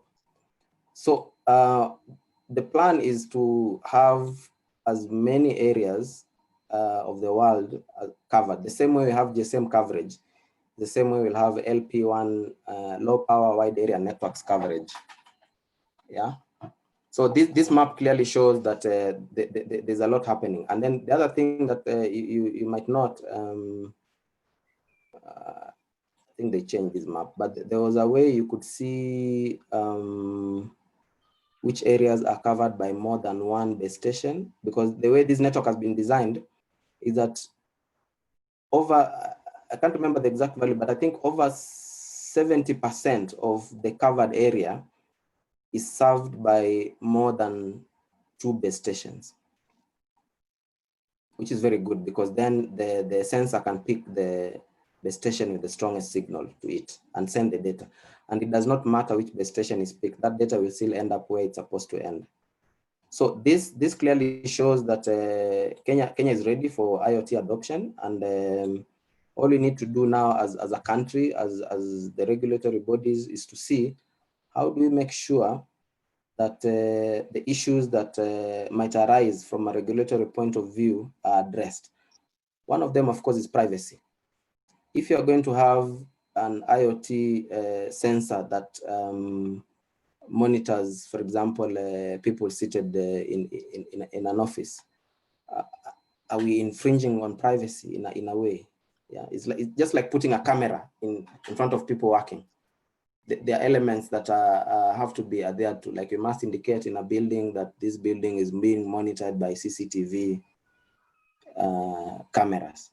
Most buildings, that is usually put there. I think that's a law. So when it comes to data storage and also in privacy, the information or the data collected by IoT devices, how do we ensure that it is not used to identify people? Because one sensor might not really do much in identifying me. For example, if you have my data of how many steps I've walked in a day, That might not tell you much. But if you have data of how many steps in a day I walked and where I walk, which route I used to take those 10,000 steps, then you are very close to now knowing who I am. Then you add another set of data to know that you walk at this time to do your 10,000 steps.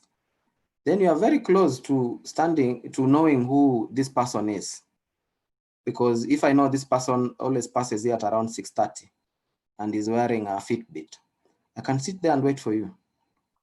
I know, oh, that is the guy, and he's walking, and he's wearing a Fitbit, and I can see the steps are increasing. Oh, he stopped, and the steps here have stopped. So that is the guy. Without knowing my name, without knowing where I live or where I work or my age or anything. But those 4 pieces of data, you can track me. So the regulatory environment now should be, how do we ensure that this data cannot be processed to know, to breach privacy? Yeah. So do we limit the processing of metadata collected by IoT devices? So that is the regulatory aspect that that need to be looked at. If somebody is using IoT for production and manufacturing or for their own business operations, how do we ensure that that information is protected from maybe competition and all that? So those are the things that we'll need to discuss and address as we go on. And those are the things that now you need to start thinking about how to do it. The other thing worth mentioning is that what IoT is doing is that the way it's being built, it's eliminating some of the traditional problems that we had on traditional networks like mobile networks. One of the challenges is roaming. Yeah. Right now, your SIM card, if you go to a different country, if you go to Saudi Arabia, your Safaricom or Airtel SIM card might not work. Yeah. In IoT, it's different. If you have a Sigfox sensor in Kenya, and that Sigfox sensor moves to France, that's where Sigfox comes from. Eh? If it moves to France, for example, that sensor will still work at the same billing price. So if you are paying 2 cents per message sent, then if you go to France, if you go to Malta, wherever there's that Sigfox network, this is one network. This is not a Liquid Telecom network. This is not whatever company is running it in South Africa network, and this is not a European operators network. This is one network. So if you have a Sigfox sensor in Garissa, and for some reason you end up taking that sensor, maybe it's your motion sensor to Japan, it will work at the same price. So that is the beauty of IoT. We are eliminating some of these traditional ways in which we have been using and utilizing networks that have been a hindrance to the adoption. So I think we should stop there for today, and I invite questions and queries from anyone, and the floor is open.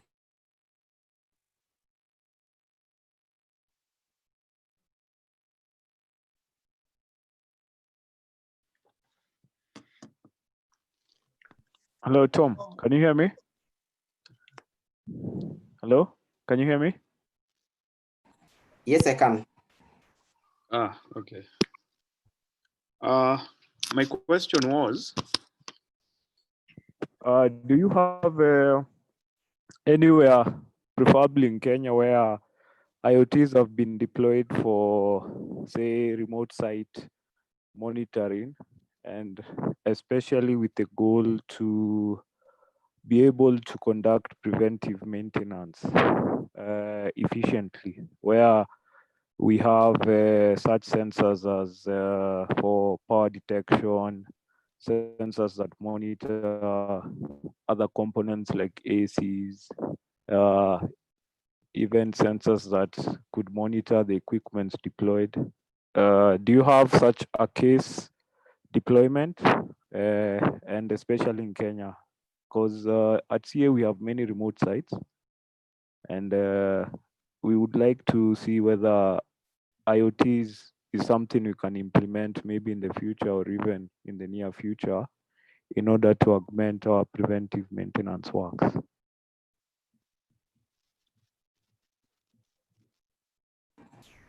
I do not have a case that quickly comes to mind, but what you've mentioned in terms of the sensors or the data that you want to collect, I have been fortunate enough to interact with some of those sensors that can collect that information that you need on the Sigfox network in Kenya.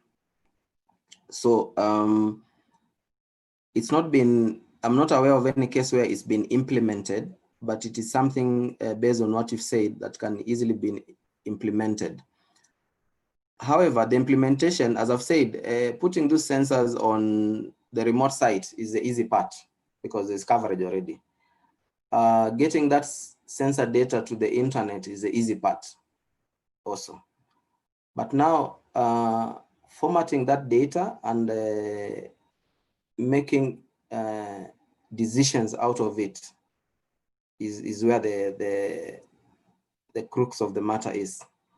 So again, as I mentioned, when it came to cloud computing, even when it comes to IoT, you would need to be able to design your system in such a way that it achieves your objectives in terms of what you want. For example, you might have a sensor that monitors how long the AC has been running, yeah? And that is just data of how long the AC has been running, but it can be interpreted differently depending on who is collecting that data. In the case of, in a scenario where you as CA are leasing the AC from the provider of the AC, then you'd be measuring how long it's been on for billing purposes. So that data can be used to calculate billing, to compute billing. You might also be using the same sensor that is monitoring how long the AC has been running to monitor maybe when it's due for maintenance, because you might say, you might have a logic on your backend data analysis system that says, if runtime is 800 hours, then send email notifying the people concerned about the system being due for maintenance. The same logic can be used, say, if runtime is 800 hours, then send bill to customer. So connecting the sensor to the remote site is an easy bit. That one can be done even by an intern. But the difficult, sorry, if you're an intern listening, I apologize. Not that I demean you in any way, but it's easy. That's the point. The difficult part is creating the logic on the cloud to make it work. And that is where now you need to involve architects or consultants who are able now to clearly define what value do you want to extract out of this setup? Because the exact same setup, you as CA can extract different value. The supplier of the equipment can extract different value, and so on and so forth. So there's a lot of background work that needs to be done to make that work. But to answer your question, that is very doable in Kenya based on what I've seen and what I've tested. Okay, thank you for the feedback. As you've said, yeah, it's the main crux of the matter is basically analysis of the data and also coming up with a mission statement of why you're collecting it. But the reason why I was mentioning it is because the way we do our maintenance is basically on a fixed period. It's basically on a quarterly basis. And I was thinking it should be a process that matures where you'll see the device is actually telling you I might need maintenance either because the conditions have changed or we may not need maintenance during this quarter. So in the future, if you find a project that has deployed such an infrastructure and it has grown to that maturity, please share the information. Okay, I will definitely do that. I'll share with you. Yes, Haji. Thanks, Tom. Mine is two. One is about this coverage by Sigfox. Yes. When I need to get more understanding. Is this a frequency coverage? Is it camera coverage? Is it a mix? What band if it's frequency? Some details on the coverage. This looks like more than even the. Is it mapped onto the BTSs we already have? Or is it satellite? Some details on the sensing. Maybe I missed in the discussion. The second is on yesterday, which you can take it maybe offline. Yes. I tried through some fault. Is it fault tolerance? One of the characteristics of the cloud. Yeah, some more depth into that, which we may take maybe towards the end when they're concluding or offline. Okay. Thank you. So maybe what I can mention is when it comes to the solar.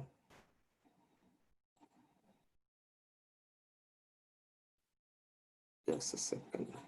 When it comes to the coverage of the Sigfox network, this is from base stations, but based on the frequencies that are used on that network, it does not need as many base stations as a GSM network does. Yeah.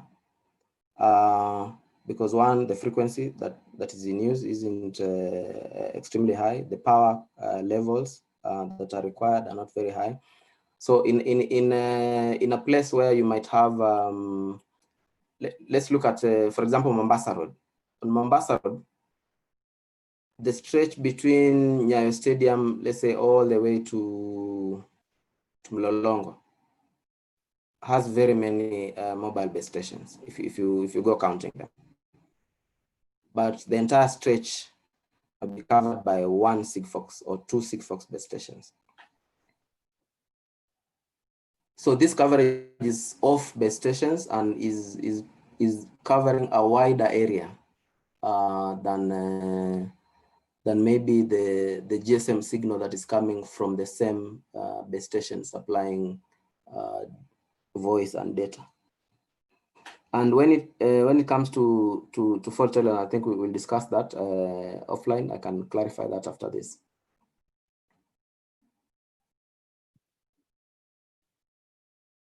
Any other question? Just a clarification. Yes. So where are the sensors? Because I would suspect this is probably where the sensors are. The sensors in terms of the IoT sensors that are communicating with these base stations, as you mentioned. No, this is just a network. You see the same way you have a mobile network. Your phone is the one that now communicates to the base station. The same way, a sensor placed, let's say, in a matatu driving all the way from CBD to Rongai,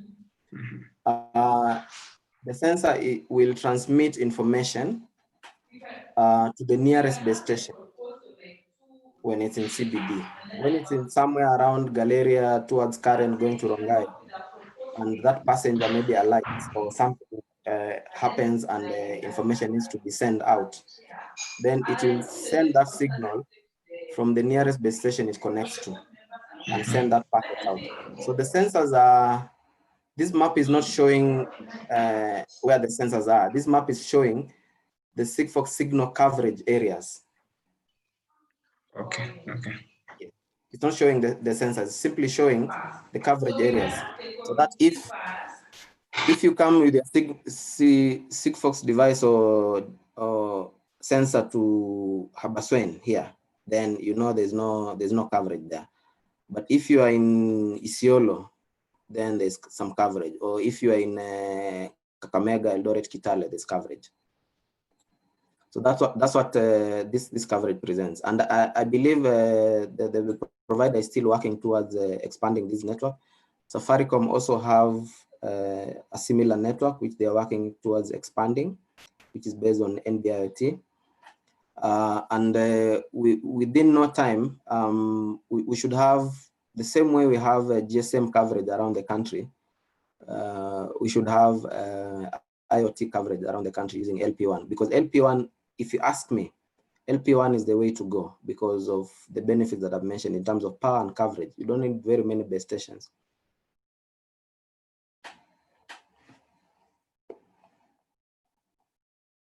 Any other question?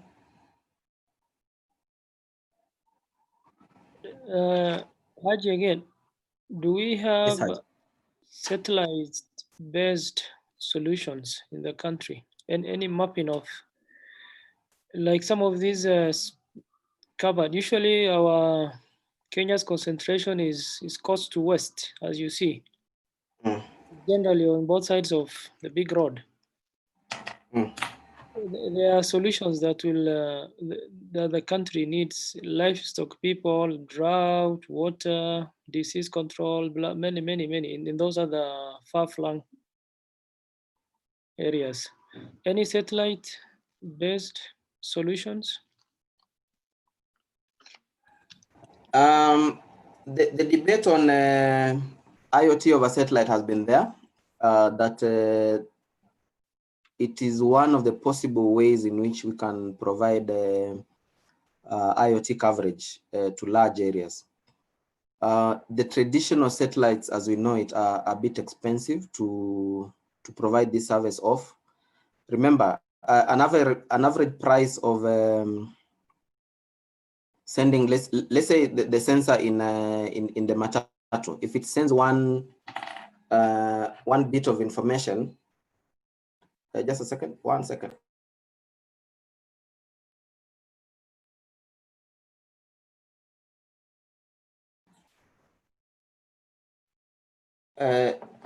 Sending one bit of information to say the seat is occupied costs, based on the pricing I've seen, and depending on the plan you are in, you'll pay less than 50 cents.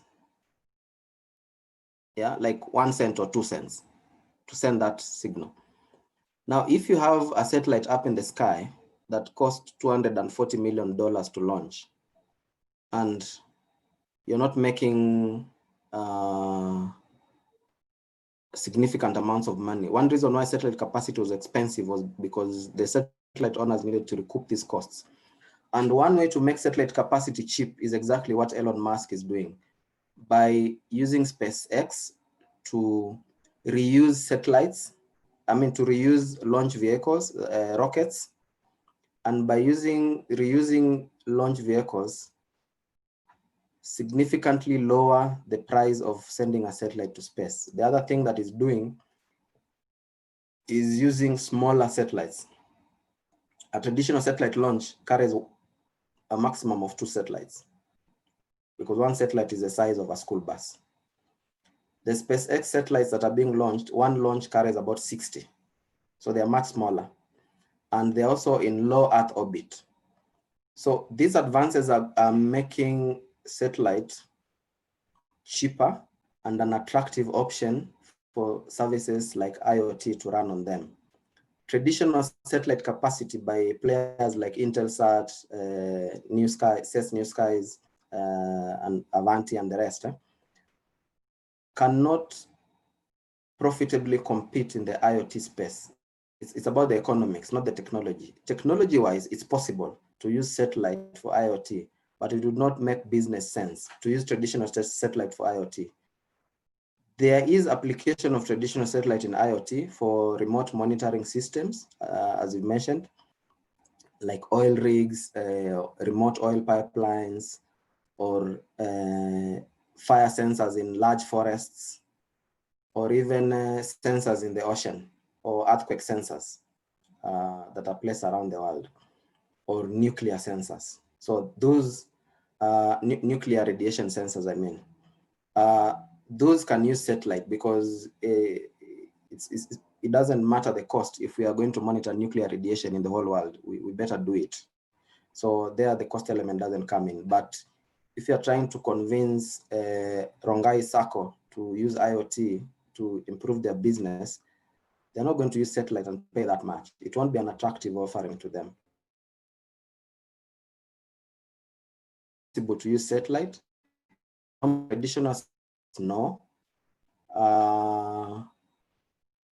And when it comes to using modern satellites that SpaceX is launching now, it will be possible to launch satellites and use them for IoT.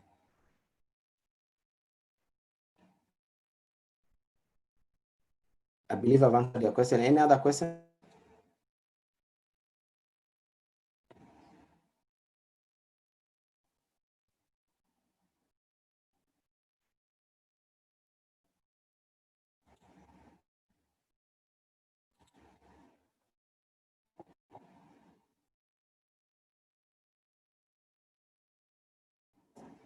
Any other question?